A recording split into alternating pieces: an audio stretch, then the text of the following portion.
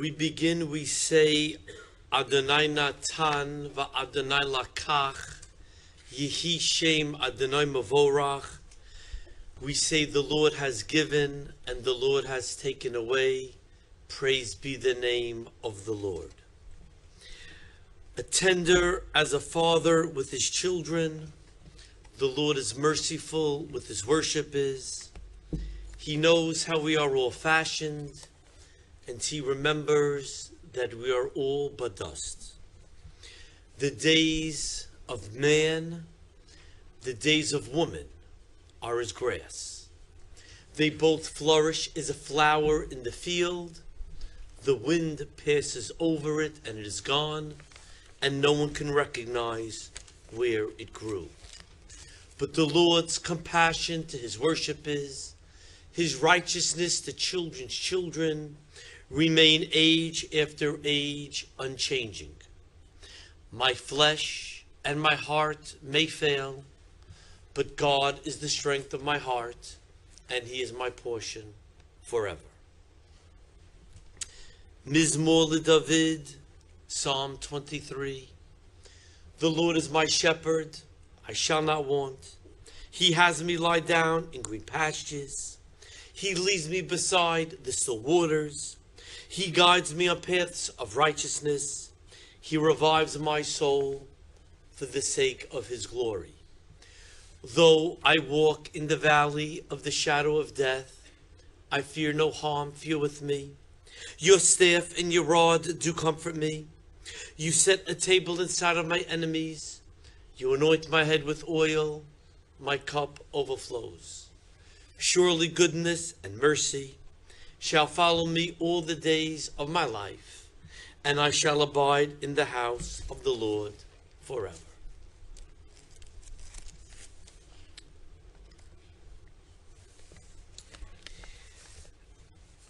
The opening sentence of the Old Testament is Bereshis bara Elokim. In the beginning,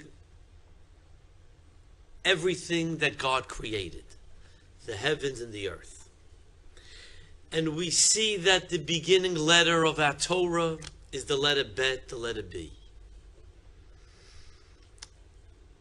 And our rabbis ask us and ask each other why the Bible begins with the letter B, the letter Bet, and not the letter Aleph, not the letter A. And the answer is as follows. Beautiful answer. You see, if you look at the last word of our Torah, it's Yisroel. The last letter is a Lamed. The last letter is an L.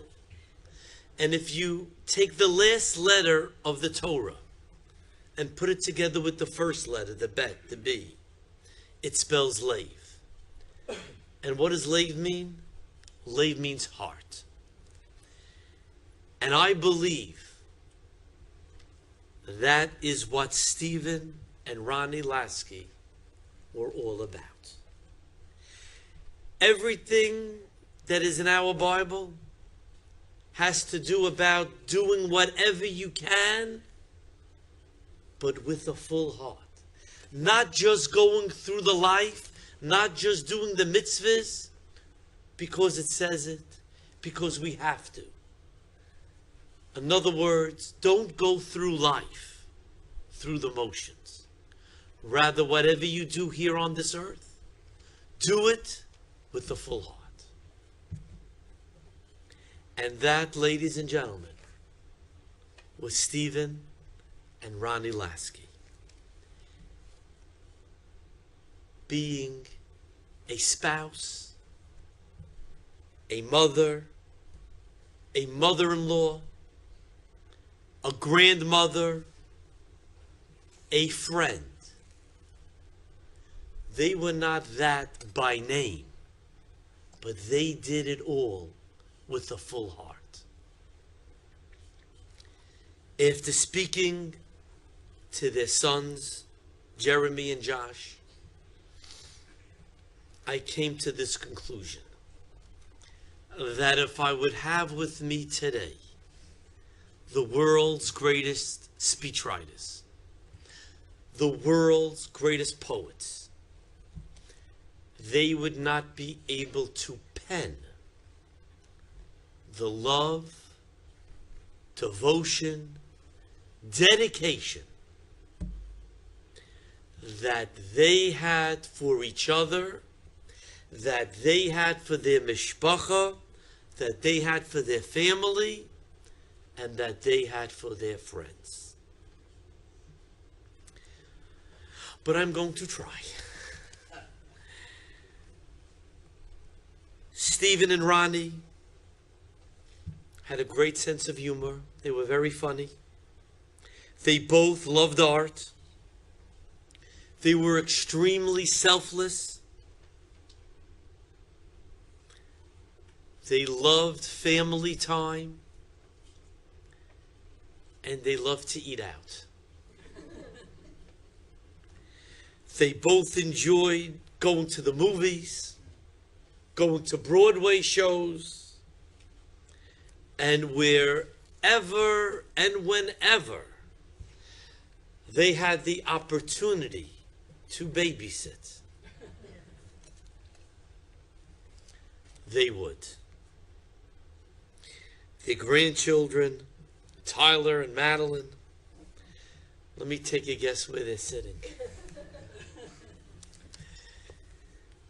They were the apple of their eye, the light of their life.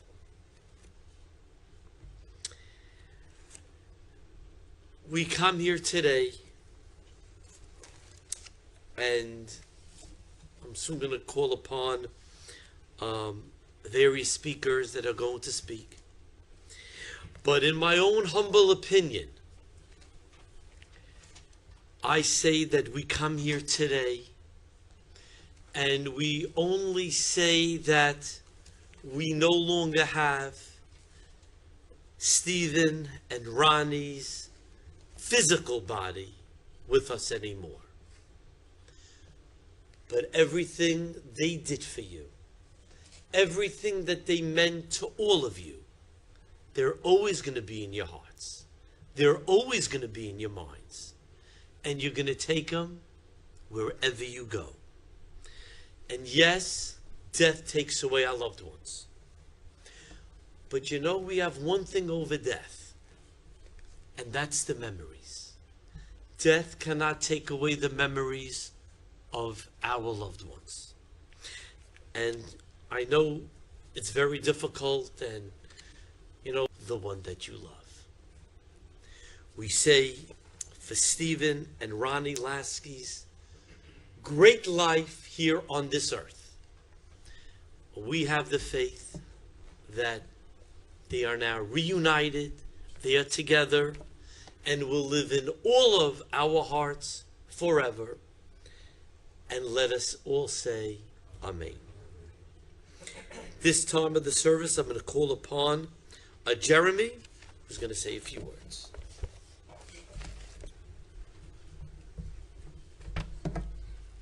Thank you all for coming. It's amazing to see everybody here showing such love and support. I really appreciate it. The question I've been asking myself for the last few months is, how do I do this? The inner monologues first began in early August with the prospect of losing my father, as his condition rapidly deteriorated before my eyes. And just a few short weeks later, the very same inner voice that I hoped not to hear from for decades was asking it again as I sat in the waiting room that fateful Wednesday night, faced with the real possibility of losing my mother too. The answer, of course, is no one knows how to do this. There is no right way, there is no playbook, and there are no answers.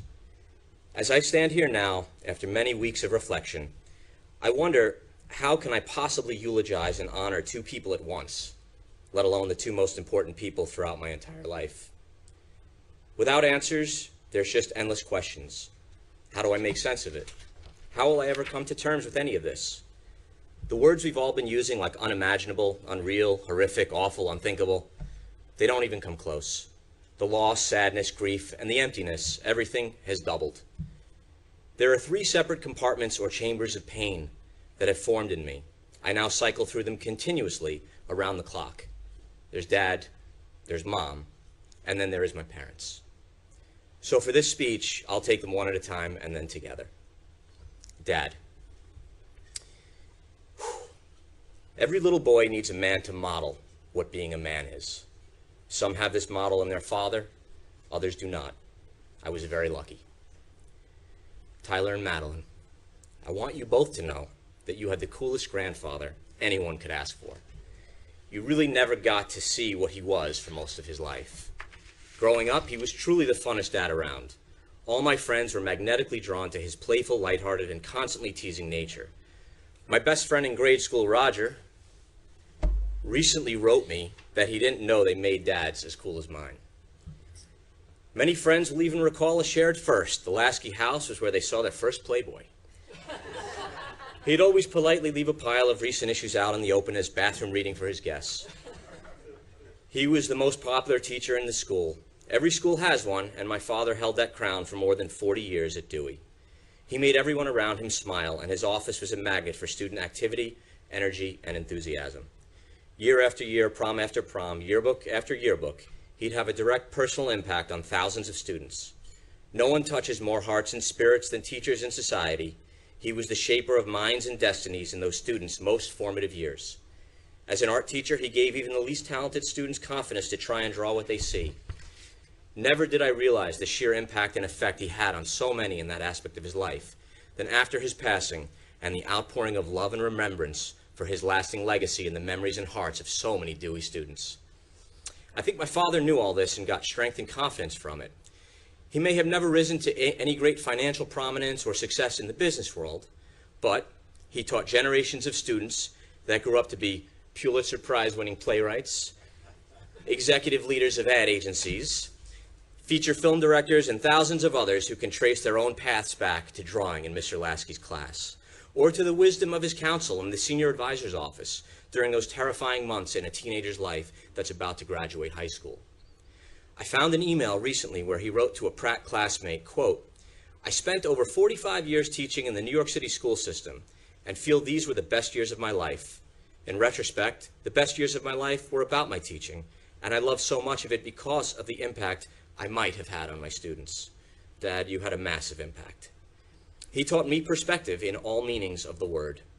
He'd often brag that as a young kid I was able to draw two-point perspective better than his high school students. As a kid, I used to tag along on many drawing field trips he'd take his classes to. There were trips to the Bronx Zoo, botanical gardens, and museums. On one particular outing, we went to Central Park to draw the Alice in Wonderland statue. I think I was 7 or 8, and I drew the Mad Hatter and Alice. I must have impressed him because he framed the drawings and for years would tell everyone that his son did these at such an early age. About 2 years ago, I tried to repeat history and brought Tyler to Central Park to draw with his pop. Sadly, this was after his eyesight had deteriorated so much that he could barely sketch out a drawing. From the corner of my eye, I saw that he tried, but quickly gave up in frustration almost as soon as he started. He sat on a bench some distance away from the statue that Tyler was sitting on, focused on impressing Pop that he too was a Lasky that could draw. Pop just put the pad down, drank his coffee, and watched us for the entire afternoon. What can be crueler than for an artist to lose his sight? The only thing I could think of is a lifelong teacher losing his ability to speak. And tragically, my father went through both. You two don't fully realize it yet, but you're both very lucky to have been able to paint and draw with him by your side. Anyone who had that honor would agree. I have so many videos and photos of the two of you drawing with him that you will come to treasure. It was always magical to watch him sketch. His right arm would begin by circling the page with wide, loose gestures, forming concentric circles, activating the entire surface area.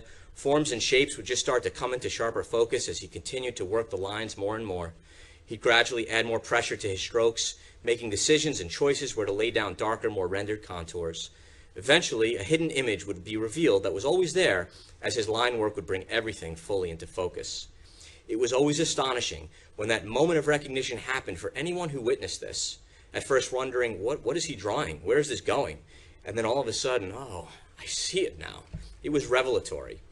It was the best and only magic trick he ever did for me.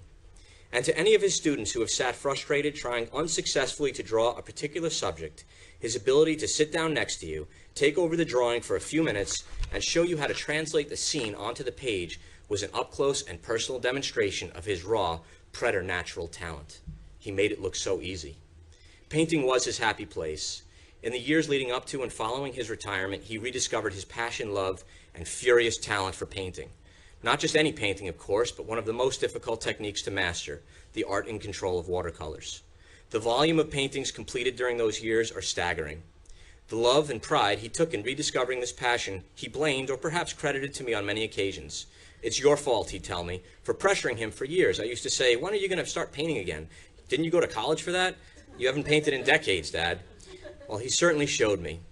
But the most magical subject he ever painted was a perfect watercolor rendering of his grandson, a full year before we even knew we were having a baby. It's true, it really happened. For 4 years of high school, he dropped me off every morning at 7 a.m. at the train station in Coney Island, where this 14-year-old's epic daily commute originated. I remember those short rides as daily catch-ups we'd have on the day ahead. I'd be rambling on about this test today or this report due or tomorrow with some big presentation. He'd always do his best to reassure my incessant anxieties and fears. I'd get out of the car every morning with a high five, with him wishing me luck on whatever I was panicked about.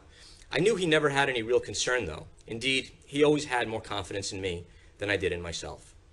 I recently found a recommendation letter from a high school English teacher that I needed for my college applications. In it, he described speaking to my father on open school night. My father had told him that he never worries about me, that I do enough worrying for the entire family. In my biggest moments of self-doubt, he'd constantly tell me, Jeremy, I'm your biggest fan. In those days, there were no cell phones, of course, and my transportation home always relied on Mom or Dad to drop me off and pick me up at the train station. I'd either arrange the time to come get me before I got on the train in the city from a payphone, calculating the exact number of minutes before I'd be at the train station in Coney Island, or I'd call him once I got there and waited for him, usually on cold winter nights, for him to pull up. More often than not, he was late. But despite that, I always had this secure feeling that my father would be there to get me. Anytime, any place, always. It's a feeling that I carried through my entire life, even until recent years. In my 20s, when I lived in Manhattan, he'd often come by to pick me up and take me to Seagate for the weekend. When I got married, he'd drive me and Christina all the way home to Hoboken or to a PATH station in Manhattan. It was an unexplainable, visceral feeling of security that I carried with me all the way to the end, and I could feel it rapidly slipping away as he was fading in the months leading up to the hospital. He taught me the game of tennis and paddle tennis. I probably began that journey with Kadima in the backyard or on the beach, which eventually evolved into getting on the Seagate paddle tennis courts to face him in battle. In my teenage years, we traveled up and down the East Coast as partners, playing in tournaments in South Carolina and Florida, and many local ones in New York City. For decades, paddle tennis was my father's weekend passion, playing every weekend, rain or shine, in brutal summer heat or frigid winter cold. It didn't matter. He'd wake up early every weekend morning and shoot into the city to kill the ball and let off some steam. He was a true weekend warrior for these games, and this was the perfect outlet for the inner competitor inside him. More often than not, he'd come home in the afternoon, wring out his sweatbands into a puddle, throw an ice pack across his swollen knees, and proceed to tell me, I played great today. He always wanted me to join him, and though I did make the rare cameo appearance, I wish I had the chance to have played with him more than I did in those later years. But what's still incredible to me is that I never once beat him in a set of paddle tennis or tennis. Not once. We talked about that shortly before he went into the hospital. He chuckled, reflecting on it. He always said before every match, no mercy. His stamina was on another level. The man would never get tired and never quit. I couldn't come close to matching his drive on the courts. I'd always run out of gas, and he'd often tease me for my lack of endurance. In the Seagate pools, his lung capacity was the stuff of legend. I still tell my kids tales of Pop swimming 2 full laps in an Olympic pool on a single breath. He taught me how to ride a bike at a pretty young age, and we took bike rides together for years, mainly back and forth on the boardwalk, but occasionally we'd venture further, all the way to the Verrazano Bridge and back along the water. I'd always struggled to keep up with him and marveled at his relentless will to keep going, never slowing down. He biked back and forth to Dewey, all around Seagate, up and down Ocean Parkway, Manhattan Beach, everywhere. I can vividly picture him bike riding to the paddle tennis courts in Seagate, coasting down Atlantic Avenue, hopping off his bike as he takes the turn up the ramp to the courts to play, as I sat on the wall awaiting his arrival for our court date. The only time in his life he was ever short of breath was when he laughed really, really hard. And boy, was it infectious. I sat in the hospital most of August, thinking about the sad, tragic irony of the man who was literally never out of breath, was now fighting for every single breath, struggling through every inhale, working so hard just to breathe. I grew up with his strong ethical and moral model, and I have always worn this invisible but powerful bracelet with the letters WWDD, what would Dad do? In any situation, personal, business, work, or play, with all different types I might be dealing with, how to handle people differently at all different levels of the social scale. I'd always think to myself, what would my dad do? He taught me by example to raise my voice and write letters when things didn't quite work out the way they should have. He was a relentless fighter in this regard. He'd urge me to always go over someone's head to get things done and write those damn letters and always CC your congressman and the district attorney's office and the state senator and on and on and on. The beard. His beard had mythic qualities. Like the Dos Equis man, his organ donor card could have included his beard. As a kid, I always asked him why he never shaved it off. I think he once told me that, like Samson, his beard was the source of his strength and power, and that's why he could never shave it off. I believed him. The day he voluntarily took it off in the hospital, the little boy inside me cried, knowing this was as symbolic as it was medical, and his life force was gone. He may have known it too. One random day, sitting in the hospital with him, I looked up the word beard in the dictionary, and I didn't know it was also a verb, meaning to confront and oppose with boldness and resolution. As soon as his beard came off, to the day, everything went to hell. In the last few years of his life, he told me how much he was haunted by his own mortality on a nightly basis, not sleeping because of it. It was as if he saw something coming. He described looking in the mirror and wondering who the old guy looking back at him was. Today would have been my father's 76th birthday. Happy birthday, Dad. I know right now you're painting in heaven. Mom. I never realized just how strong she was until my father's last days. I never really saw her break down. She was the rock, the foundation of the entire family, and I told her that numerously in the last month of her life. She'd just roll her eyes, not even realizing how strong and steady she'd been for me throughout. In recent months, it became clearer and clearer to me how much of her is in me. She was the social glue of the entire family. I never realized just how much she shaped me and my own inner fire, my thinking, and my relentless work ethic. However, my inherited passions for gardening, fastidious organization, love of letter forms, and frilly home decor, I've been aware of those most of my life. My father's art was always front and center, covering every wall of the house, and I drew with him relentlessly growing up, so his influence was clear and obvious to me. But my mother's sense of design and order was just as powerful, but in a more subliminal way for me. Growing up, she was a master calligrapher, taking side gigs, handwriting wedding invitations, and even taught some calligraphy classes. I recently found her portfolio of this fading art form and was blown away by her skills. I also recently found a compendium of her fashion illustrations from Pratt when she was a junior that would give my father's drawings a serious run for the money. My mother's passion with gardening became an obsession. There's a beautiful nursery near our house called The Farm, and whenever she came to visit in the months between spring and fall, we'd make pilgrimages to this holy place. She'd constantly tell us when she's gone, she wants her ashes sprinkled there. Her own garden was magnificent. It was her happy place. Constantly growing and evolving, it was her art. I recently saw a letter from the Seagate community. They sent her in June, complimenting her for their front garden was one of the nicest in the entire area. I struggled to keep up with my own backyard jungle when I first got a house, but she showed me how it was done, and every time she'd visit, she'd inspect my flower beds and be very proud. On the night Tyler was born, she was in the waiting room when I came out to get her and Pop. I asked her if she wanted to meet her grandson. We didn't know what we were having. She beamed so brightly and charged down the hall, nearly in tears. From that point forward, I never saw or talked to her more frequently in my entire life. I couldn't keep her away if I tried. Nearly every weekend, she'd have to see those grandkids. As she'd put it, she'd get withdrawal symptoms if it went too long, and she didn't get her fix. Nothing made her happier. She loved being a grandma. She loved it, I think, more than being a mom. In fact, I noticed a book that mysteriously appeared in her library about 8 years ago, Leslie Stahl's Becoming Grandma, which I teased her about constantly.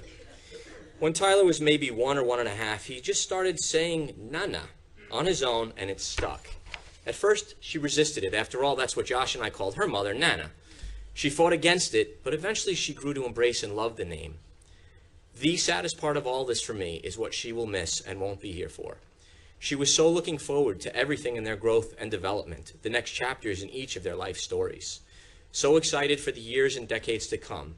She so wanted to be a part of everything in their lives. She was at every birthday party, recital, game, school event, read them every children's book, took them to every new kids movie. She was completely and fully woven in these two young lives. Every drawing they made, every Halloween costume, every new toy, every Lego set, every book, they call her immediately on FaceTime to show her and tell her in real time all about it. And she loved every second of it. She was a fixture in their lives, and they were the light in hers. Her home became a shrine to them. It was her own special relationship, unlike anything Christina or I have with them. It was on its own level. She would always say, those kids, I just love them to death. She'd also say she wanted to spend as much time with them now while they still loved and appreciated her, fearing that in their adolescence they'd be disinterested in spending any time with their grandma. They loved going to her house. They loved the magic eggs she'd make them. They loved the crawl space clubhouse hideout she made them. They loved the ice cream cones with sprinkles she'd make them as soon as they got there. They loved going to the beach a few blocks away with them. They loved going to Coney Island and the Seagate playground with them. And just to push some buttons, they loved to make as much of a mess as possible to test Nana's threshold for her own obsessive organization. And she didn't care one bit. Dad hated that Nana spoiled these two, always taking them to Toys R Us, giving them every part of her soul. She'd do anything for those two, and she wasn't ashamed of it. Tyler was her movie star, her performer and comedian, endlessly entertaining and making her laugh uncontrollably. Whether he was sharing his YouTube videos with her as soon as new ones were uploaded, or his live impressions and performances, she couldn't get enough of it. Maddie was the little girl she always wanted. She was her mini-me. Maddie worshipped her and aspired to be her. They'd speak every day, multiple times a day. Always reassuring to her, always a calming presence, Maddie would rather call Nana to talk than to her own parents. When she was first born, Nana was counting down the years until she could take her to the ballet, to American Girl Place, and most importantly, to take her shopping. I'm grateful she got to do all of it. In the middle of her hospital stay, when things were briefly looking up, I asked my mother if she wanted to see Tyler, who I had to bring with me that day. She slowly but deliberately nodded yes. I called down to Josh, who was watching him downstairs, to bring him up.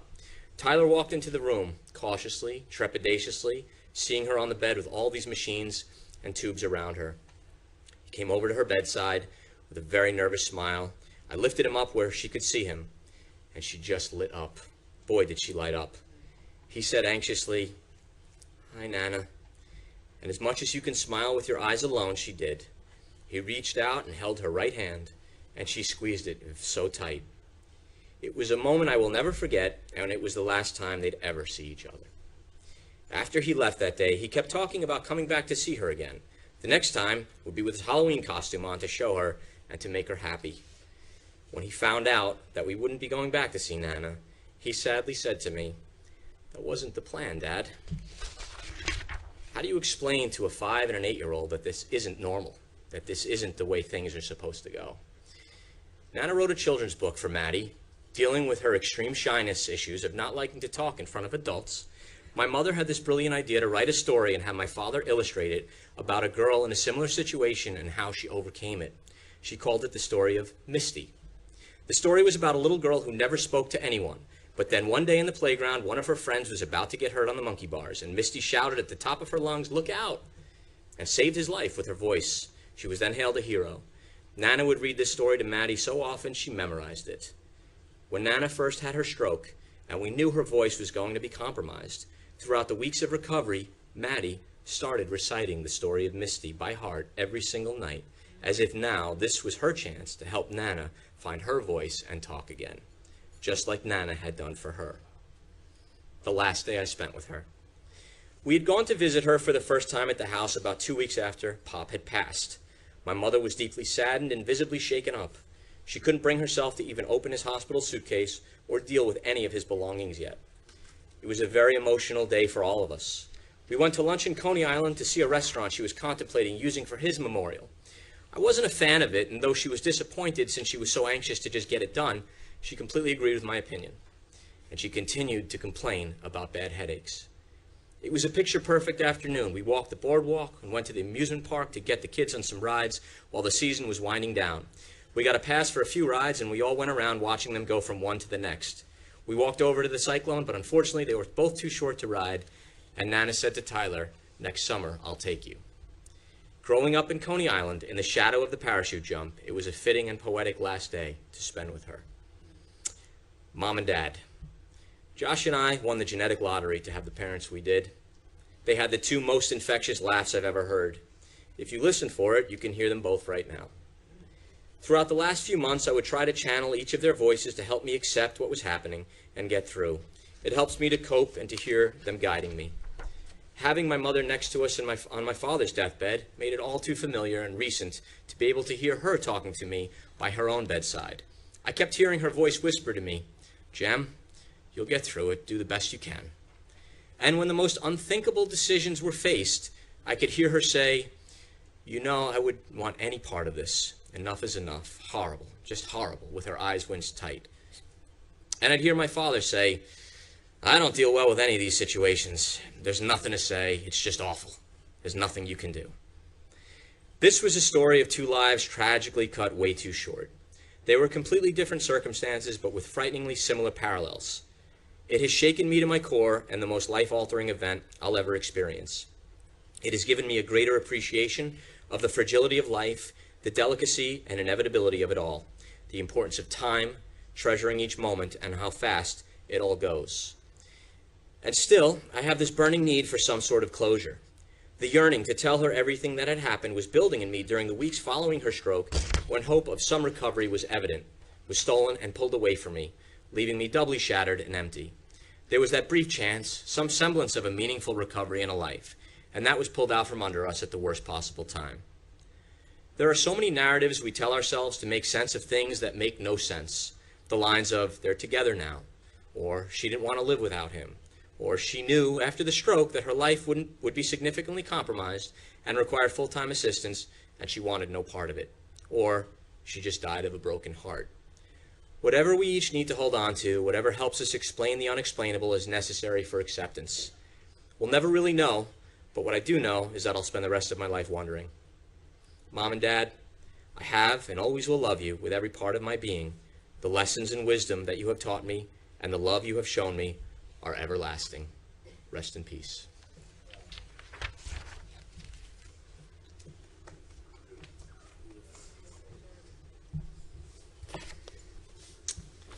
Beautiful. I'm going to call upon Joshua.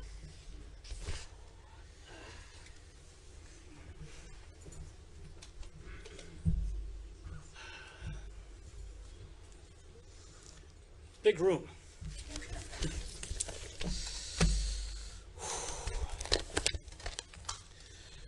First of all, I want to thank everyone for being with us today and for all your kind, caring words and thoughts throughout this monumentally difficult, challenging, and unreal experience. The outpouring of love and support that we have received from family, friends, and colleagues is truly overwhelming. I know I don't need to tell anyone here that the events of the past few months are just impossible to believe and impossible for words. Anything can make sense when nothing makes sense. I still have yet to fully process and comprehend everything that has happened here. I don't know if I ever will, and I don't know if I ever want to.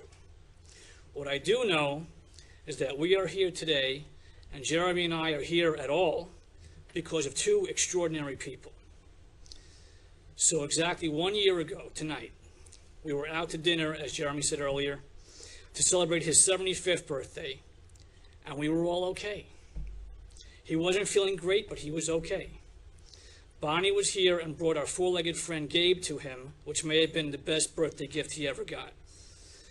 I was driving that night to the restaurant with them, and when we got there, he thought I missed a turn for the parking lot, and he let me know about it.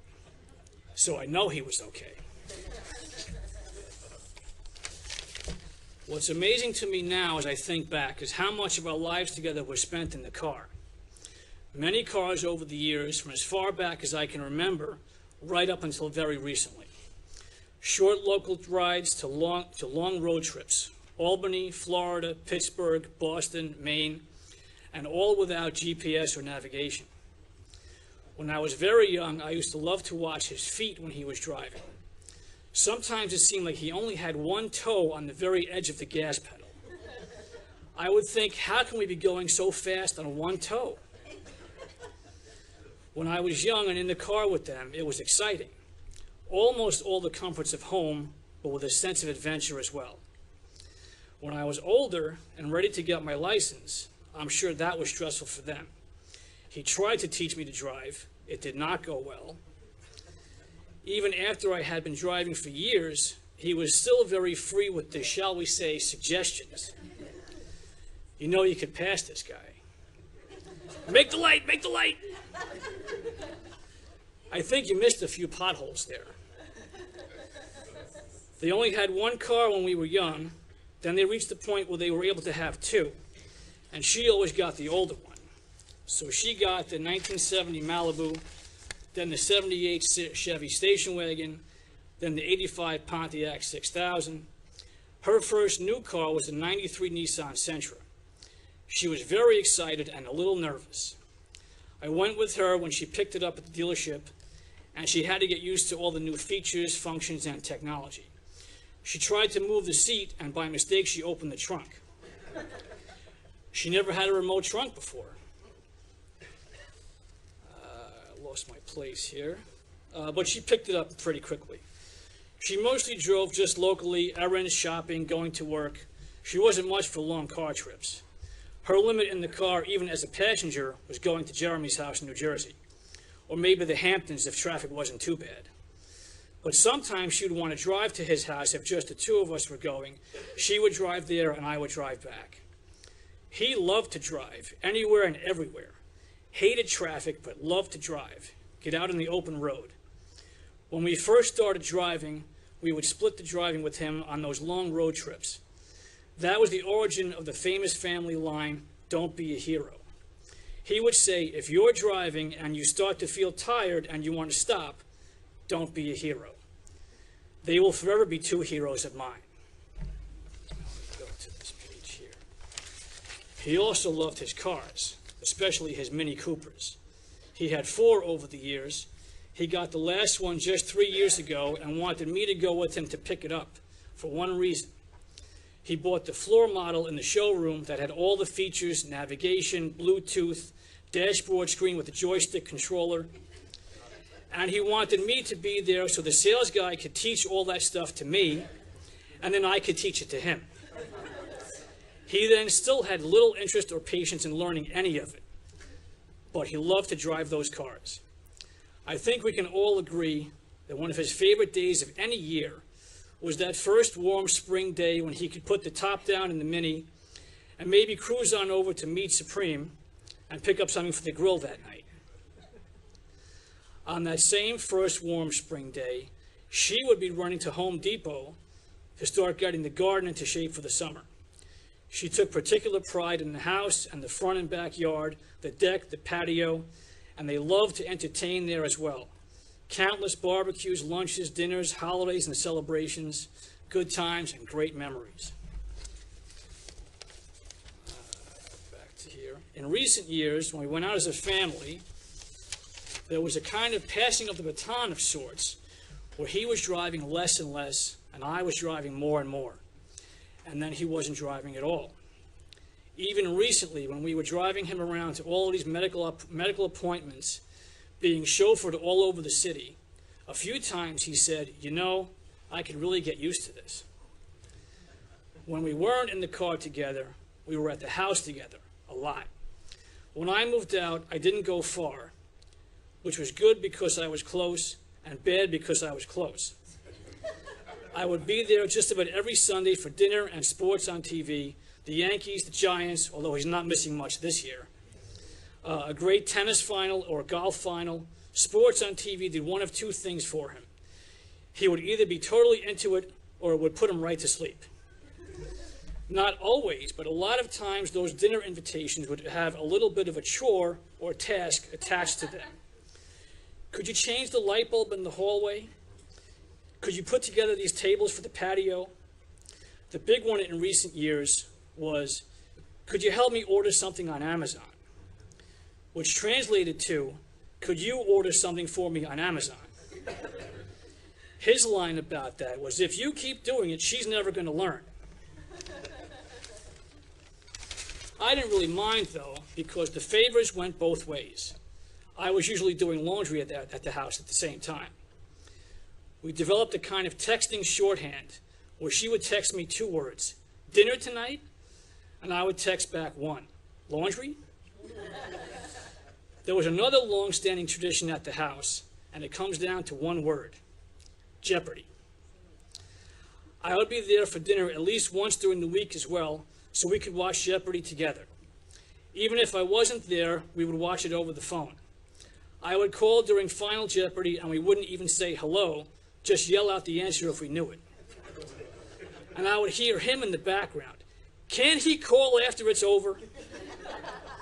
So after maybe 10 years of that, I learned to call after Jeopardy was over. When I was there and we watched the whole show together, we would just say what we thought for each category. If only I got it right, she would say, "Oh, you're so smart." If only he got it right, well, she wouldn't say anything. So he would say it for himself. "Oh, Steve, you're so smart." I still maintain that they were together for so long by staying apart as much as possible.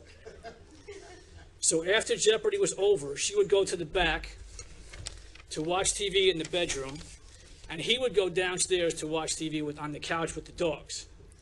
That would be my cue to say goodnight. He would always say the same 2 words, "You going?" As if he was torn between wanting me to stay and wanting me to leave. And then would usually say, "Take it slow," and I would say, "Have a good night and talk to you tomorrow." From when I was very young, they went a long way to nurture and cultivate my lifelong love of music. There was always music on in the house and in the car. I used to love to pour through his records. Those songs and those sounds were amazing. When I was 12 years old, he took me to see Ray Charles at Lincoln Center, and several more times over the years. When I was 16 years old, she took me to see Bruce Springsteen at Giant Stadium, and several more times over the years. Both were pivotal moments in my young life, and I still think about them all the time. As I said earlier, I was close, which was good and bad, but I'm glad I was close during this last year or so to drive to these appointments and help out around the house as much as I could. Even driving him to get a haircut was so appreciated. I wish I could have done more, but at the same time, I wish I didn't have to do any of it. I wish we didn't have to be here today. We shouldn't be here. We should be out celebrating 76. How do you thank 2 people for a lifetime? I don't know. I don't have the words. You continue all the good things you learned from them, and you do get back what you give out. The response throughout, and this turnout today, proves that. Thank you.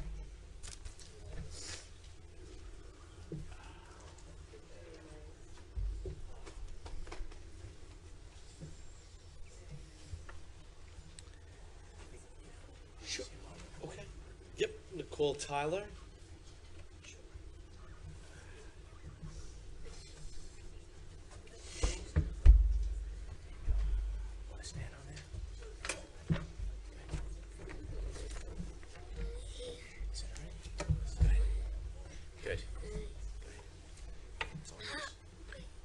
Hi, my name is Tyler.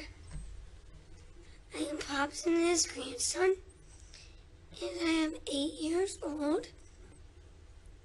I feel very bad about them. They weren't supposed to die this early. My favorite memory of Pop is when he painted with me. I did scribble scrabble, and Pop corrected me. My favorite memory of Nana is when we had sleepovers with me and Maddie, and we went to Party City and Toys R Us. And then we went to Coney Island to go on rides. I am really going to miss sleeping over at their house and having them take me places. I am going to miss Nana's magic eggs and her ice cream cones. I love you so much, Nana and Pop. I will always remember your love and think of you every day for the rest of my life. Rest in peace, and Bob.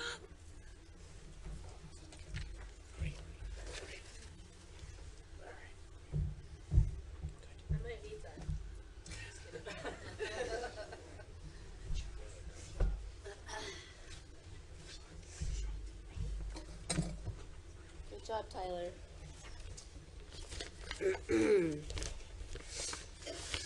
Hi, everyone.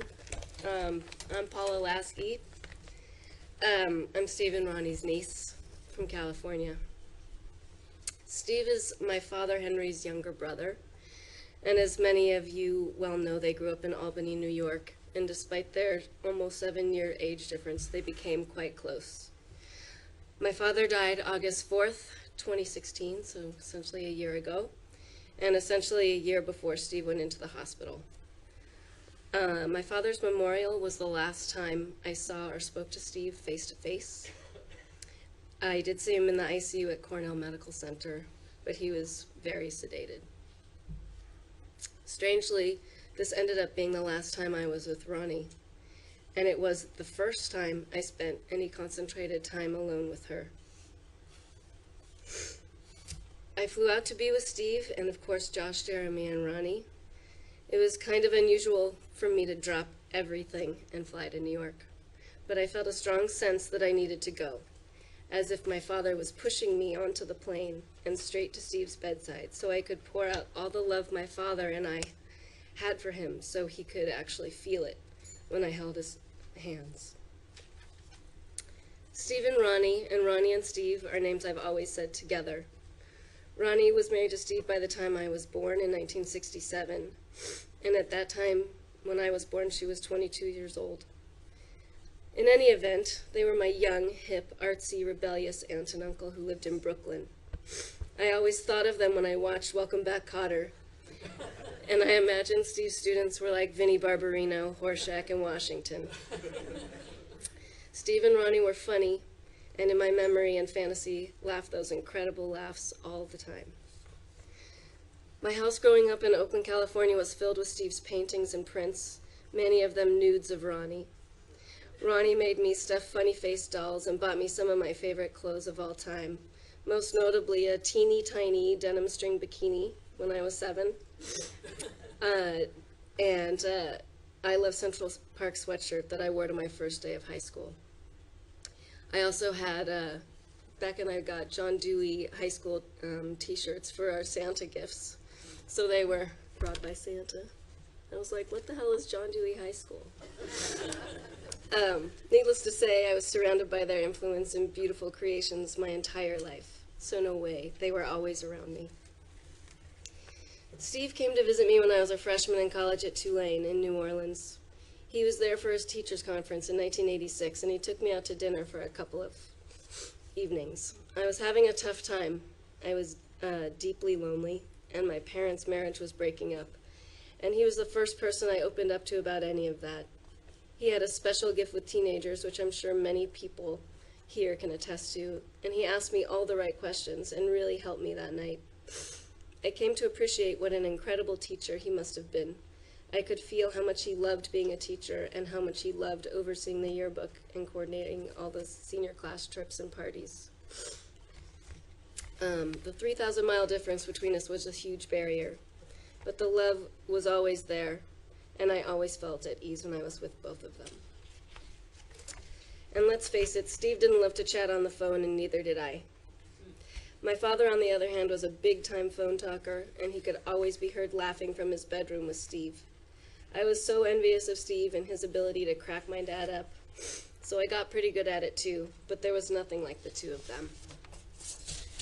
So because Steve and I were not great on the phone, as when I was an adult, we passively relied upon my father to keep us informed about one another. This led to several emails that started like this, and this is from Steve. I feel so badly about not reaching out to you sooner. I guess we become so absorbed in our own stresses that it's hard to recognize what someone else is going through. But because he was such a good writer, he would get real. And the following is something that he wrote to me before my dad died, and it's the most important thing I have from him. This is such a difficult, though hardly unexpected time. I'm so glad we got the opportunity to spend a few days with Henry when he was on an upswing. We laughed, we reminisced, we both got the answers to Jeopardy wrong, and oh yes, we had a few drinks. What the hell? Henry was in great form, clearly struggling with his condition, the machinery, etc., but he didn't let it stop him from doing what he wanted in the way he wanted. When we were leaving, I promised him we would return for my birthday and go back to Auberge de Soleil to repeat what we had all enjoyed so much. He loved that and promised that he would do all he could to make it. I came home feeling much relieved. A week later, we got this dire call from Bonnie that he had taken a turn for the worse. For close to a week, we didn't stop anticipating a call. And then I get a call from a cousin, George. Where are you? George.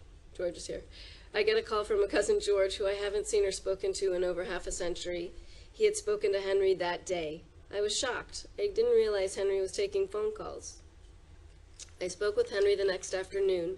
He sounded weak, clearly struggling, but also very clearly himself. We spoke for a short time, and again I felt much better.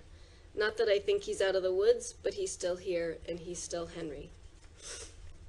So, number 1, he made a list about the things about my father. Number 1, Henry is my brother, and we have a great relationship. At times it's been tested. Number 2, he's my best friend, the first one I turn to and the only one I can share my concerns and fears with. Number 3, he's my mentor. I have always followed his example and his lead, for better or for worse. What's with those white socks? My father had a lot of white socks. Number 4, he's not easy. I still live in fear of disappointing him. Number 5, he's an unbelievable friend.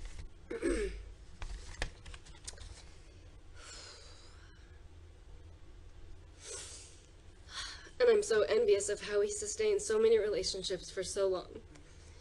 Number 6, he's a great humanitarian. He does so much for so many, it baffles me. This is almost like a list of my shortcomings as well as his successes. And reading that now, I just find that completely unbelievable that he ever felt that way. But the bottom line is, I love him, I need him, and I want to hang him around. After all, who else is going to tell me what to read or see or where to go? I love you all, Steve. So when I came out in August while Steve was in the hospital, I stayed at their home in Brooklyn for a couple of nights. It was so emotional to see all of Steve's stuff, his incredible watercolor paintings everywhere. And at first it struck me, where is Ronnie in this house? As I bluntly asked her about this, it hit me all at once, and I realized the entire house was Ronnie. Everything in there was her. She was so happy that I was thunderstruck by this revelation, and that I really got it.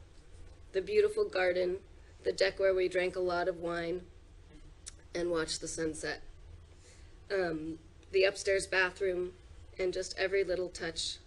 I marvel at the beauty and uniqueness that was simply Ronnie's fantastic taste. As I said before, this is the only time I spent alone with Ronnie ever in my life. We talked about all the grown-up stuff she promised me we would eventually get the chance to, and I'm so glad we did. We talked about her mother, her father, his work, and what she called the most important day of her life, when she was taken by a client of her father's to a Bill Blass fashion show when she was just 18, and just before she started at Pratt. She educated me about the New York art scene in the 60s and 70s, her rocky relationship with my father, money, Steve, and of course how much she loves and appreciates Josh and Jeremy, her daughter-in-law Christina, and those 2 incredible grandchildren that she made her so happy. I sat outside on her deck in the garden room that she told me was Steve's favorite room. We had dinner and wine at Jeff and Susan's, their lovely neighbors who lived one house over, and told stories about Steve and talked about how strange it was that he wasn't there with us, as we were all coming to terms with that he would not be coming home, and supported her and her son's struggle with the decision about what to do. It just wasn't supposed to happen like this. Now, Ronnie was a real phone talker too, and the last time I spoke with her on the phone was after Steve died, and she was struggling with the overwhelming bureaucracy of planning his memorial, and she sounded pretty miserable. I jokingly suggested we go to the delicious Chinese place she took Josh and I to on the Upper East Side called Pig Heaven. She went there with Steve and Josh when he was going to the city for so many medical appointments, and she loved the spare ribs. Anyway, that was the last time I heard her really laugh, and I can still hear her laugh as I close my eyes. Thanks. Sorry about my sniffles.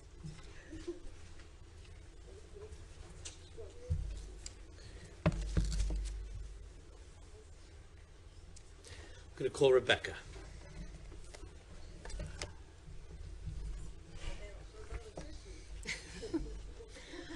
Hi, I'm Rebecca. I'm the oldest granddaughter of Reuben and Thelma Lasky, the parents of my father Henry and Stephen Lasky.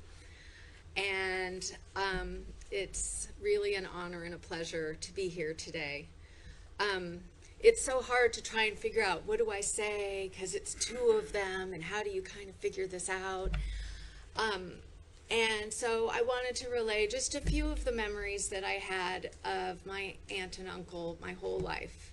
One of the first things I remember is playing with Steve's beard when I was a child, a very, very young child, probably the first time I really knew who he was, and his infectious laugh, which just, I still hear it. I can hear it in you, Josh. I can hear it. It's just one of those laughs that will forever permeate my heart. I remember when I was 14 years old, my parents sent me out here as I graduated from middle school, and I got to spend time with both sets of my aunts and uncles. And whenever we came out there, there was always this combination of going from my mom's family to my dad's, and my dad's family to my mom's. And so there was always this transitional period where we all got together, and all the kids, and it was like the first time, the only time all of my cousins were all in the same room together. And, but when I was 14 years old, I got to spend real quality time with my aunt and uncle by myself and with my cousins. Got to Washington Square Park. I got to be the first girl I think Ronnie took to Bloomingdale's and went shopping.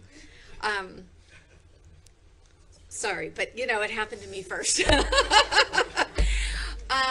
It was so amazing, and I was so inspired by her sense of design. And for a long time, I wanted to be an interior designer because she just had such an amazing way with her space. I was surrounded by Steve's art my whole entire life, and when you're a teenage girl growing up with naked bodies all over the place and boys come over, it was very embarrassing. But as I became older, I truly appreciated his art and his craft. When they came out for my dad's memorial, well, they came out before my dad passed, and I spent time with them, and I got to talk with them. And I've been going through a lot of my own personal crises, and Ronnie and I got to sit and really talk. And throughout the years, I remember sitting on her deck drinking wine and things like that whenever I came to New York. But just to, you know, sit and talk about just some real life issues, and how she listened to me and was just there for me. And, you know, up until about 2 months before Steve went into the hospital, she was calling on me and checking on me about once a month, going, "How you doing? Are you okay? Do you need anything?" And it just made me realize how incredibly special they are. It was very difficult growing up having families so far apart, as my sister mentioned. But I always knew that they loved me. I always knew they were there for me. I was always inspired and so incredibly proud of them, even though, again, I had no idea what John Dewey High School was. And when you wear that shirt in Oakland, California, they're like, what the hell? But it came from my aunt and uncle, and that was the most important thing. I got, you know, my I Love New York stuff from them. And at my dad's memorial, I sang a song. Said, "I'll be seeing you." And when I sang it, they both just raved to me about it. And being in New York and walking down the street, I have these memories of being with them in different occasions. And I can't remember every street that I walked down with them, but I know I've walked many of them. And seeing these pictures on the deck and things like that. And so I was going to just redo the song because they appreciated it so much. I appreciated them so much. So here it goes. I'll be seeing you in all the old familiar places that this heart of mine embraces all day through. In this small cafe, the park across the way, the children's carousel, the chestnut tree, the wishing well. I'll be seeing you with every lovely summer's day, with everything that's light and gay. I'll always think of you that way. I'll find you in the morning sun, and when the night is new, I'll be looking at the moon, but I'll be seeing you. I love you, Steve. I love you, Ronnie. I love you guys. I miss you.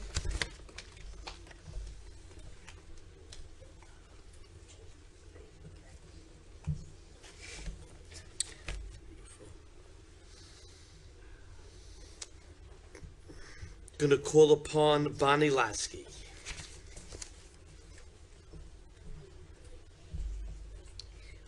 What a privilege it is to be part of this family, obviously.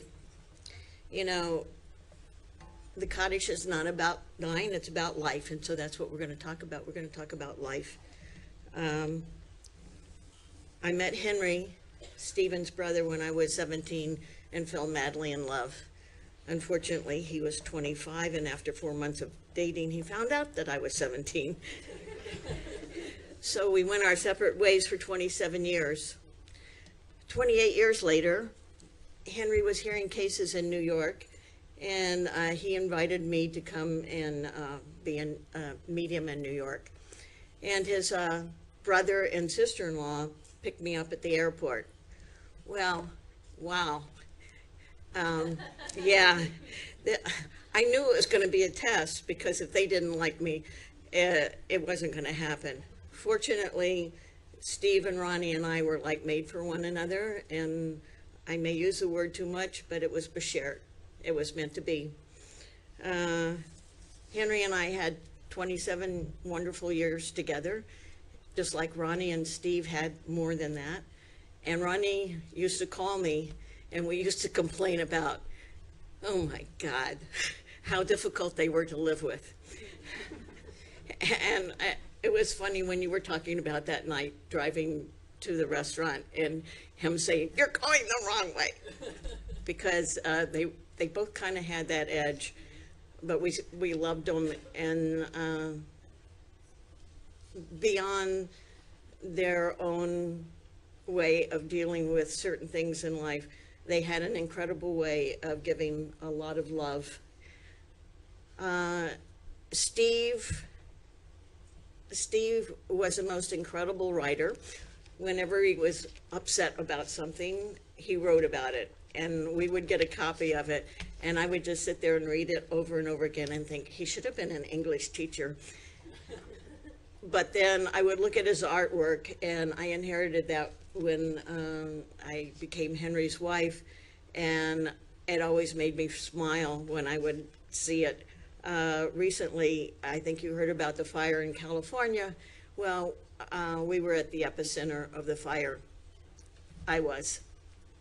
And so we had to evacuate. I evacuated in my car at 2:30 in the morning, and we thought that the place that I was living in was totally demolished. And for the first time in a long time, I started crying, because all I could think about, my wedding ring is in there and Steve's art's in there. And that was devastating to me. 4 days later, we found out that my place was saved. And when I went back to my apartment, I can't tell you the feeling of love, seeing your dad's paintings, that he painted when he was just out of art school, and he hated, but I loved, and the pictures that he painted of the girls on the beach. And I knew I was home. I knew that's where I needed to be. When I married Henry, I married his family, and what a blessing, and I am so grateful. Ronnie and Steve and I started traveling when Steve retired, and that was the most fun of anything. There was Jeopardy on the boat, and so guess who were the prize people? It was your mom and your dad and Henry, and I was a way back fourth. But that's how they met most of their friends on the ship, and it's amazing how they kept in contact with them year after year. I remember these pictures over here on the bottom. That was in Barcelona when I thought I was going to have to leave the restaurant because Steve and Henry were laughing so loud. I was totally embarrassed and everybody was looking at us. And the other one of Ronnie was in a restaurant in Florence, and we had had way too much wine. I want to say to Jeff, if there's Jeff, how much Steve and Ronnie loved you and you loved them. You were definitely family, and how grateful I am that you were there with Ronnie and Steve in the hospital, even though that was the most difficult thing to do. And you were there for the boys and for Gabe, and he sends his love. Two very incredible people. There are so many incredible people in Steve and Ronnie's life. There's no way that I can single you out, but I hope that I will be able to talk to you later and give you a big hug for everything that you meant to them. When I met Ronnie, I was 45 years old, and I had 3 pairs of shoes. A pair of white shoes, a pair of brown shoes, and a pair of black shoes. I'm embarrassed to say I don't know how many shoes I have anymore. When I came to New York to help the boys, I think that we were there to support one another, because impossible to understand. And it's like I told the boys, there are no answers. This is the circle of life, and search your hearts and just remember how great they were to you. But I went through Ronnie's closet, and I think I gave Christina 3 pairs of shoes that she could take back to Nordstrom's, because Ronnie had just purchased them, and I just, when I went through her closet, it was like going through her life. If I don't think that I don't believe in heaven or hell, but I do believe in a 4th dimension. And I think that that's where Steve and Ronnie and Henry are. And I think they'll come back someday if they haven't already. And I know Ronnie will come back as a better Ralph Lauren. And I know that Steve will be recognized for his incredible art and his incredible love for his students. I loved every year when he would talk to me about his students and what they were planning to do for the senior prom. He was very creative. They didn't just have a party in the gym. They went out on a boat, even if it rained. Jeremy, Josh, I know you know how much your dad loved you. Maybe he didn't always say it. Fathers don't always say it. But I know how incredibly proud he was. And he loved that you loved him so much and trusted in him so much that you allowed him to work on some of your projects. That was incredible. And Christina, Ronnie, and Steve were over the moon, and always thought, she's the rock in Jeremy's life. And Tyler, your grandmother and grandpa would show me everything that you would do and tell me stories about everything that you would do. And I can only say that I hope that I'm around when you get married so I can tell you all the stories that your grandmother told me about you. And Maddie, I loved all the moments that your mother would share with me about you. And the picture she sent to me when you were going to the American Girl, and you looked like the American Girl, and you had your American Girl doll, she was enamored, and she loved you so very, very much, and she will always be with you. I recently went to a life-affirming lecture, and they talked about integrity, and they talked about love, and they talked about commitment and responsibility, and those are all the things that Ronnie and Steve were. And I want to leave you with two thoughts. Henry said in a tape that we made just before he died, he said, life is not about awards. Life is not about money. Life is about the relationships that you make. And it's very present today that Steve and Ronnie had made those wonderful relationships. And it's not about what you do for yourself, because that will pass when you pass. It's what you do for others that will last forever through all those people that you touched. May their life be a blessing.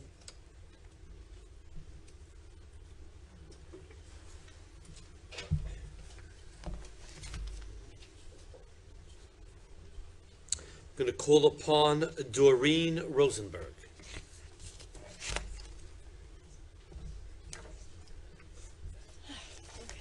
Well, I also will say thank you. It's wonderful that so many people, came out for this.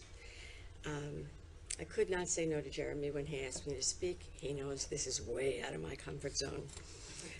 However, where to even begin? A lot of people have said what I was going to say to you guys. They were very proud of you. She adored you, Christina, and Maddie and Tyler were the center of their universe. When Ronnie introduced Steve to the family, we were thrilled. He was adorable and clean-shaven. I met very few people here know he did not have a beard at one time. And he put up with everybody, which was a big achievement. We knew he was incredibly talented. He also had a wonderful sense of humor. And of course, his dogs. He loved his dogs. He loved all dogs. When they would come to East Hampton, Steve loved nothing more, besides going to the beach, he loved nothing more than sitting on a bench in town with a cup of coffee in his hand and watching people and their dogs while Ronnie shopped. Ronnie never went home empty-handed.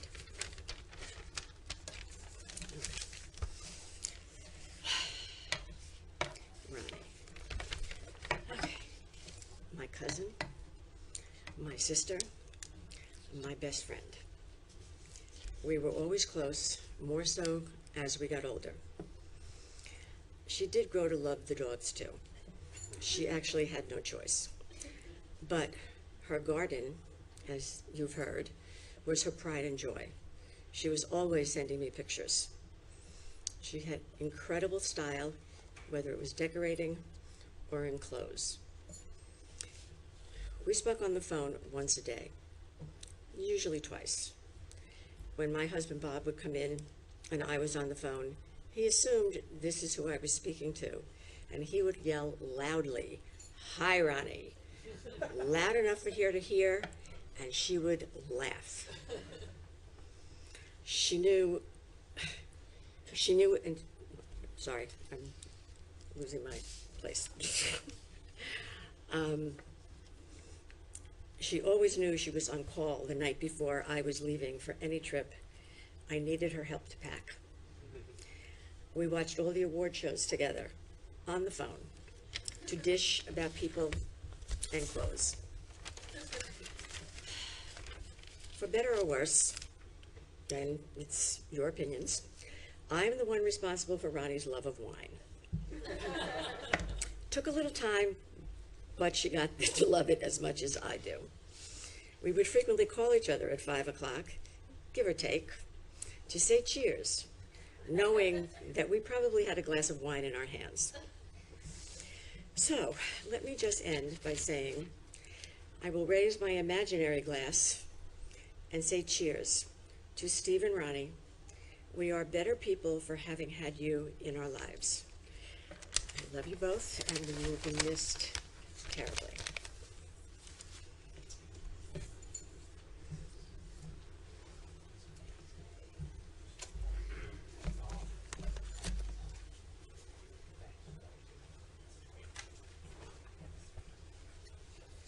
Helene Bland.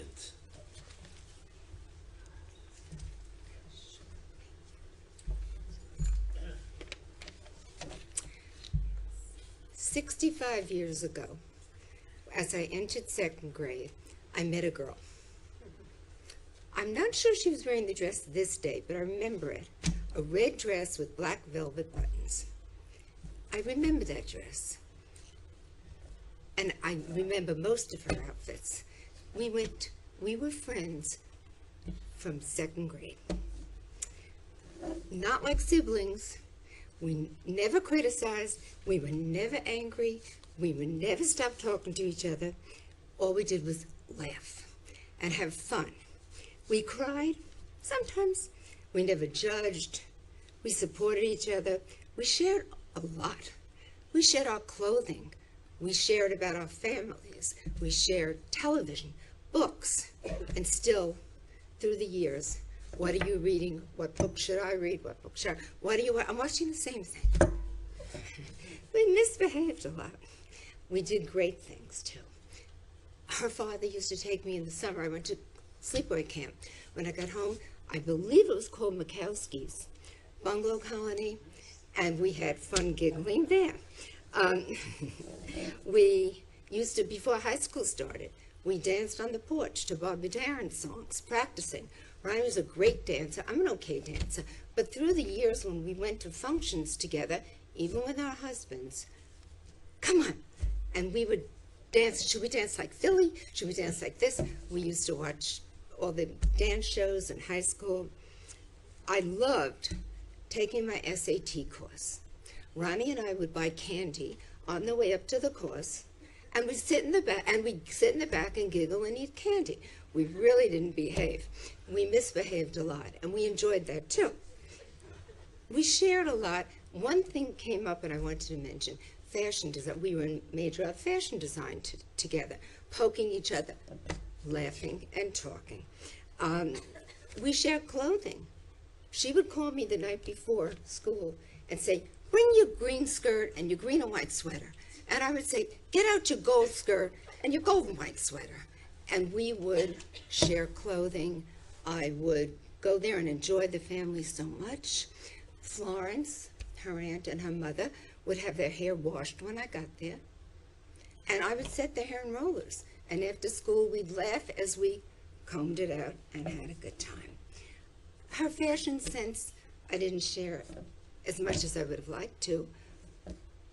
At one point in my life recently, I had to wear a black, well, it didn't have to be black, a glove and a sleeve. I said, Ronnie, it's so ugly. Well, who do you think gave me the idea to put wonderful bracelets? And now wherever I go, people think I'm Audrey Hepburn because of Ronnie's idea. Usually I have a ton of bracelets here because Ronnie told me, or not told me, I asked and she advised on what to do with everything. We called each other constantly for support and for giggles and for giggles.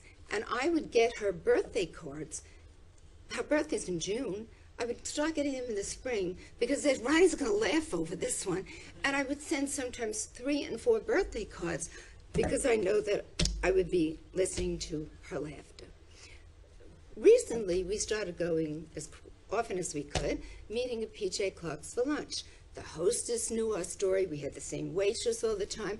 We said, guess how long we know each other, and things like that. And I don't want to, the latest, her grandchildren and children, such a proud grandma, and Steve too, and they showed me pictures of Tyler with your treasure map, backyard, and Maddie with your dancer saddles, and walking on Fifth Avenue with Grandma with her black and white cape and holding the shopping bags and holding on to each other was just wonderful. And I'm going to, I think I mentioned everything, but except for one thing. Ronnie and Steve used to do a puzzle in the New York Sunday Times magazine section together. It was called Spelling Bee. I brought it. I copied this one. I didn't want to carry the whole thing. I started doing it, and they did it, copied it, and did it separately, and saw who got more words. You had to make words. Well, now I do it for them, and I say, this one's for you, Ronnie and Steve, and I brought it, and this one's for them. And every Sunday, when I can, I'm sitting there saying, I wonder if I beat them. Wonderful couple. We shared the same anniversary and went out frequently. And as everybody has mentioned, the laughter was the greatest. Giggles and laughter, support, comfort, sharing, love. And this one's for you, Ronnie and Steve.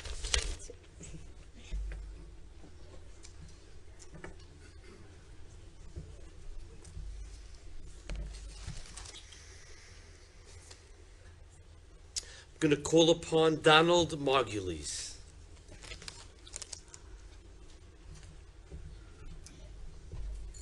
Hello. I was in the John Dewey High School graduating class of 1976. Yes. Is that right? Or 72? 72. 72. 72. No, I graduated college in 72. Let me provide a different perspective on the Laskys. I met Steve Lasky when I was about 14 years old. And I was a talented kid, and I may have invented some of this history, so forgive me, I'm a dramatist, so it just comes with the territory. But when I was about 13 or 14, I won a citywide scholarship that sent me to, I went to James J. Reynolds Junior High School in Sheepshead Bay. And it was a class that was taking place at FDR High School in faraway Bensonhurst. And it was Saturday mornings at about 9:30 in the morning, and I ventured there by myself, and it was really quite crazy to imagine, but I did do this. And I remember walking into the printmaking room at FDR High School, and there was this really cool guy there who had a beard, and he had jeans, and he really, when you reflect on it now, I was about 14, Steve was about 27. He was like a cool older brother. And, I can say it, he was a good-looking guy. And so he was so cool with his beard and his shaggy hair, he sort of looked like the fifth Beatle to somebody like me. And I thought, wow, this guy's going to teach me printmaking. And it's almost a Proustian memory of seeing Steve in that room and smelling the turpentine and smelling the inks. And I associate him with that scent to this very day. I think I did this for a couple of years on several Saturdays, and he was incredibly, I learned a lot about teaching from Steve. I've been teaching playwriting at Yale for 27 years. And Steve was really one of my first role models, but I didn't realize it until I started teaching myself. And one of the things that I learned about teaching from Steve was the generosity of being a teacher. That when you encounter a teacher who is so appreciative of your talent and encouraging of the talent, not withholding, not threatened by it, but delighting in it. And that is a trait that I really have tried to instill in my own teaching and my own cultivating of students. When I was taking this class with Steve and learning things about printmaking, and he told me that in the next year or so he was going to be going to this new place called John Dewey High School. And John Dewey High School was really, really new. It was just starting. We were part of the pioneers who were being drawn to Dewey. And it's because I met Steve Lasky, and I thought he was a really cool guy, that I went to John Dewey High School, where he became my mentor for many, many years, and ultimately my friend. He was always my champion, always. And one of the great things about the giggle. We've talked about the giggle at length here. But I'd never really seen a grown man giggle like that before. He would just sort of cackle, and his face would turn pink, and it was adorable, I can say, now looking back on it. It was boyish. And he at one point said to me, "You got to meet Ronnie." Now, I was a teenage kid. This is 1969. And he took me home to meet his wife. I mean, who does that? But I felt so privileged to be embraced by these adults who were cool, attractive, accomplished, welcoming, appreciated my sense of humor. It was so unique to have a teacher who I also considered a friend. And there were a couple of, I guess maybe it was only, sometimes when you reflect on, well, we used to do this, maybe we did it 3 times. But what I'm about to tell you is that I would watch the Academy Awards with Ronnie and Steve when I was still a student at Dewey. Because I was a movie nut, I was a trivia nut, they loved my mind and my movie knowledge, and that became our thing. We did it maybe 3 times, but Steve would pick me up. No, I would go home to Seagate with Steve after school. We'd have dinner, we'd watch the Academy Awards, and then have a wonderful time. We'd do our ballots and all of that stuff. And then after that, Steve would drive me home to Trump Village, where I would creep into bed after my parents were. It was strangely wonderful to have this relationship. When I reflect on it now, it was like something out of a Philip Roth novel. Bright young Jewish boy embraced by these bohemians in Seagate. But there was something Bildungsroman about it. There was something coming of age about it. And they remained a fixture in my life, even though they weren't always there on a daily or maybe even sometimes on an annual basis. But they followed my career with such avid enthusiasm and pride. It was extraordinary. They saw so many, or maybe even all of my plays. They would show up, and I would see them. I remember I looked back on an email that I got from Steve maybe about 7 years ago when I had a play on Broadway, and Steve said, "Ronnie and I got tickets to see Time Stand Still. We're so excited. Are you going to be there? When you see us, tell us how great we look." I'm going to go out of my best joke. Thank you.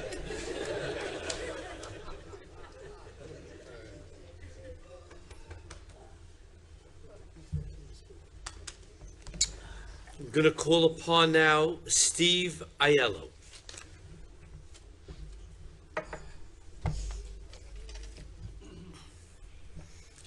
Good afternoon, everyone. How can you follow all these terrific speakers who've had so much to say about Steve and Ronnie? So I'm not going to repeat everything, but I think I'm going to share with you some things that you may not know about Steve and Ronnie. To begin with, our friendship, which is very dear to me and will always be dear to me because they will always be in my heart. And I believe that, and I believe this sincerely, that they are smiling right now, listening to everything that's being said and knowing how much they are loved and cared for. I first met Steve and Ronnie over 50 years ago when I was driving down 65th Street in Brooklyn to go to my first day at FDR High School. I had been at Lincoln High School for 2 years, and I had asked for a transfer out of that great high school because I had done some work in the community with the Italian and black students who were coming in from Brownsville and Bed-Stuy, and it wasn't always a positive situation. And I felt a few of us perhaps could help that situation along, rather than at a school where 98% of the kids went on to college and were so motivated. So here we are driving down 65th Street, getting to FDR High School, and I've heard Josh speak about Steve and driving and a car, but I didn't hear about this car. Right in front of me was a 1965 Fiat Spider convertible. And right behind that convertible was a white 1965 with red upholstery. I was always a little ostentatious in those days in doing that. Following him into FDR. Now, I'm not quite sure how Steve had a parking spot in the back of the school, which was for supervisors and the principal. But following him in, I figured that was the normal thing. And I got right behind him. Steve got out of the car, and that instant showed me his generosity, his caring, and that his heart for people was as big as his talent. He asked me what I was doing. I told him this was my first day. He pulled out, said, "Here, take the spot. I don't want you to be late." And that was the beginning of over 50 years last September that Steve and Ronnie and my family, my Lorraine, have been part of the Lasky family. And I considered Steve and Ronnie part of the Aiello family. Now, during that period of time, a lot of things happened, a lot of things that were very positive that I remember in our friendship and developing the friendship. We spent many times, beginning with that summer of 1967, building on that relationship and friendship. You've heard so much about Steve and Ronnie and how successful and how caring and how loving, and all that is true. We played volleyball on the beach. We went out to shows. I heard, I think it was the rabbi who said they like to go out to eat. Well, so did I, and so did my wife, and so did my family. And so at that time in that Brooklyn experience, Carolinas, some of you may remember, on Neptune Avenue, that was there, Gargiulo's. And then we kind of graduated a little, even, I'm not downgrading Bensonhurst, that's where I came from, but then the River Cafe and maybe the Water Club and other places like that. But it was restaurants, it was concerts, and I'm going to get into a little bit about music. Talking about music, Josh? Well, Steve and I shared this love for jazz.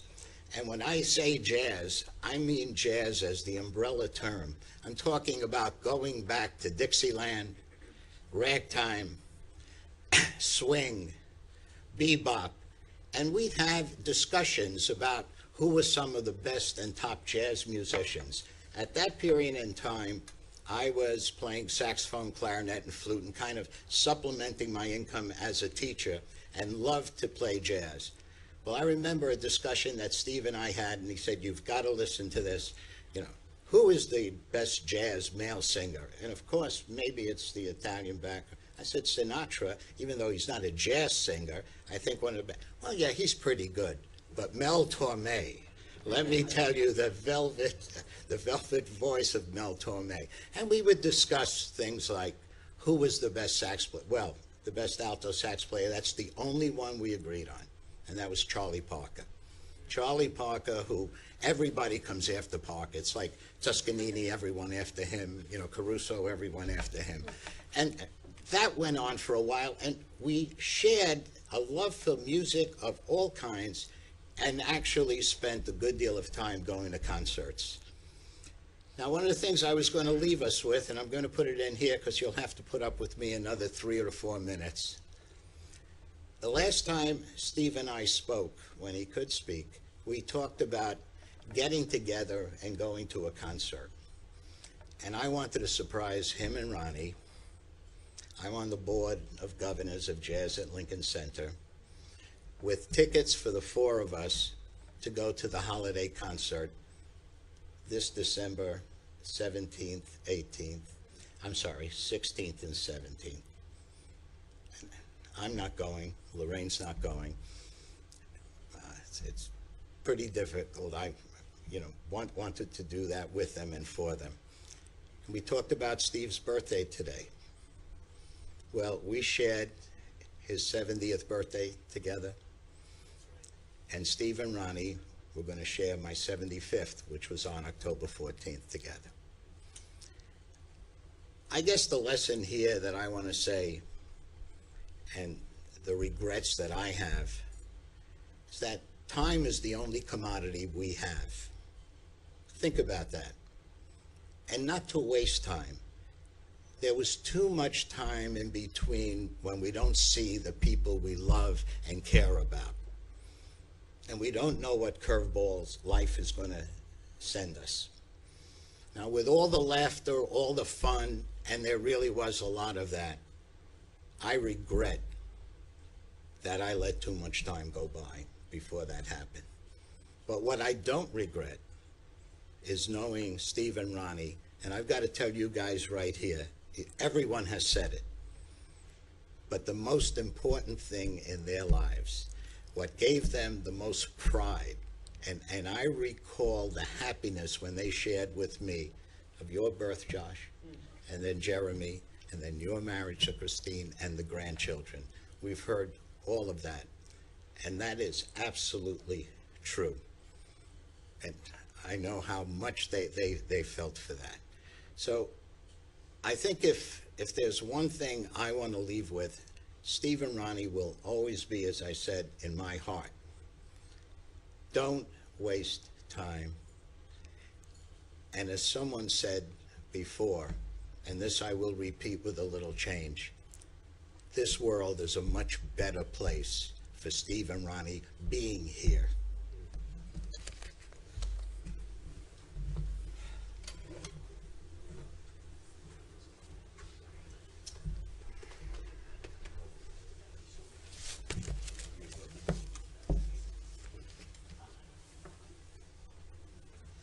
Going to call upon Steve Farhood. Sure. I'll be brief, I promise.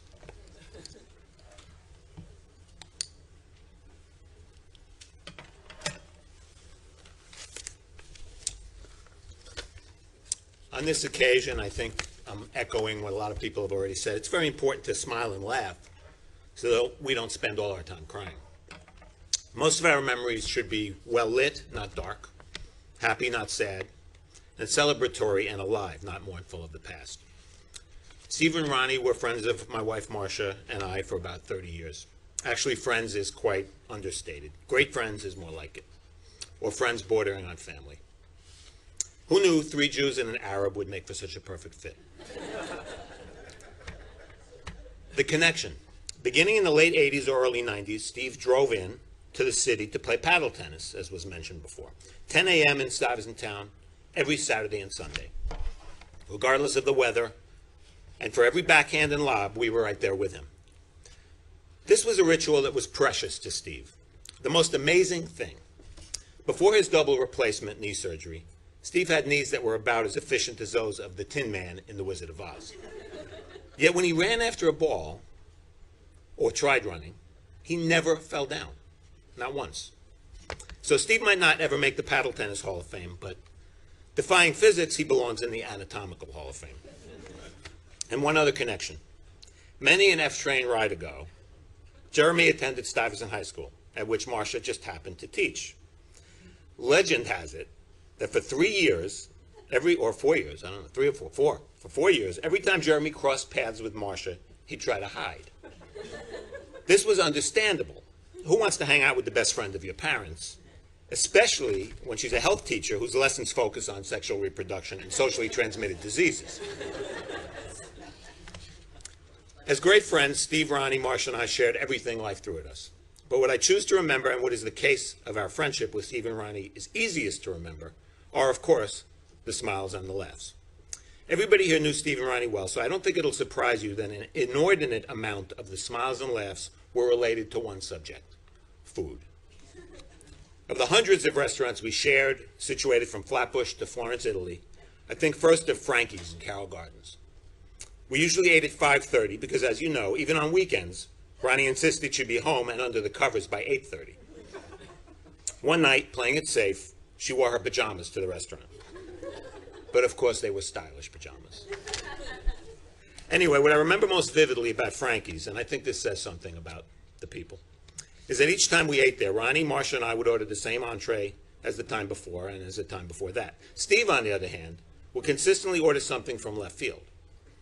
Moose shank or hearts of pancreas or whatever. And as we quizzically stared at his meal, he savored every bite, sometimes I sensed just to spite us. Then there was dessert. I don't know why we bothered looking at menus. It was always Ronnie's call. 4 forks, but only one voice and one word: chocolate. Chocolate for the table, chocolate asparagus, chocolate wallpaper, chocolate body parts. It didn't matter as long as it was a dessert based in chocolate. I suffered in silence. For over 30 years, I never summoned the nerve to tell Ronnie a simple fact: I don't like chocolate. The very best of times were the days and nights we'd spend at the house in Seagate. First came Ronnie's perfectly prepared and immaculately presented hors d'oeuvres. Then, a hotly contested game of Trivial Pursuit, during which the teams, Ronnie and Marcia versus Steve and I, would argue over which one of us got to add Josh as a contributor. By the way, for the record, whatever team added Josh invariably won. Most of the time. Then the topper, dinner on the grill, at which Steve was a master. Jeff and Susan would often join for the meal, and as Jeff hilariously pointed out once, when the food first entered our mouths, the gathering suddenly sounded like the climactic scene of a porn movie. Ooh, ah, my God, this is unbelievable. Oh, one other random memory of my 2 favorite people. I loved the look Steve would give Ronnie whenever she would interrupt him or finish his thought. The irony of that look, which theatrically at least was supposed to represent utter disgust, is that as much as they both enjoyed digging at each other, and what married couple doesn't, never before have 2 people been better suited for each other, and never before have 2 people been more in love with each other, and for 5 decades no less. That made Steve and Ronnie smile, and as we remember them, it should make us smile as well.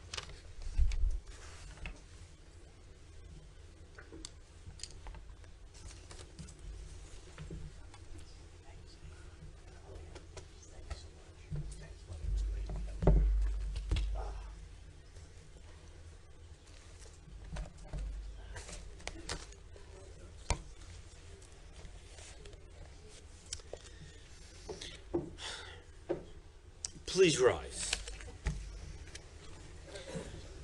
O God, exalted and full of compassion, grant a perfect peace in your sheltering presence among the holy and pure to the soul of Stephen and Ronnie Lasky, who has gone to their eternal home.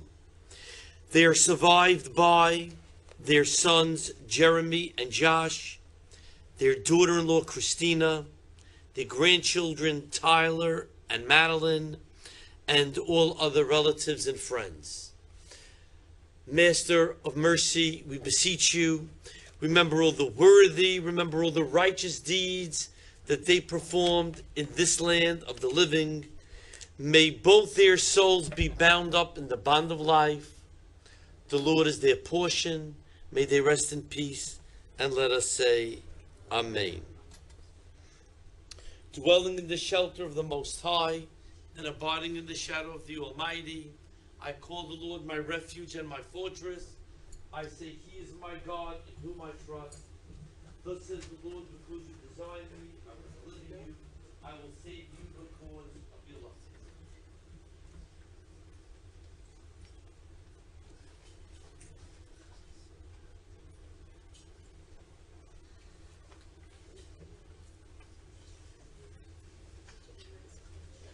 Ladies and gentlemen, this concludes the service. If anyone would like to greet the family in the family room, can do so.